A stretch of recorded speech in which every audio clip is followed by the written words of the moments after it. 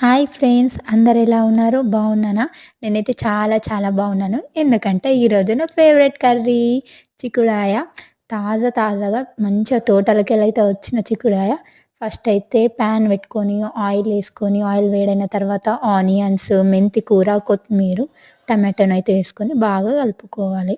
Next ఈ మగ్గిన తర్వాత చిక్కుడాయనైతే వేసుకోవడమే. మీరేమంట మీరేం వంట చేసుకున్నారో కామెంట్లోనైతే చెప్పండి.